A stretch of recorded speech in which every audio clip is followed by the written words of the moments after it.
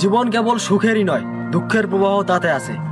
18 বছর বয়স এমন একটা সময় প্রত্যেকটা মধ্যবিত্ত ছেলের জীবনে আসে। একটা মধ্যবিত্ত ঘরের ছেলের বয়স যখন 18তে পড়ে, তখন সে শুধু একটা সুন্দর ভবিষ্যৎ গড়ার জন্য লড়ে।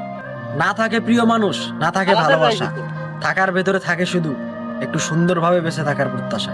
একটা বেকার ছেলে 18তে কেবল একটা ভালো দিনের অপেক্ষায় ছুটে। তাই এখন সূর্য ওঠার আগে সে ওঠে। মুখে হাসি, হৃদয়ে বিষাদ, ইচ্ছা স্বপ্ন তারও আছে, তবে হোঁচট খাওয়ায় অভাব। বাবাদের 5 টাকা বাঁচানোর গল্প সকলেই জানে, তারা মহান, ছোট করে বলছি না।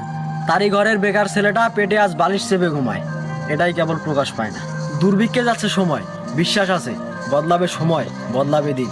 আজকের বেকার ছেলেটা সাফল্যের ছোঁয়ায় মন খুলে হাসবে একদিন।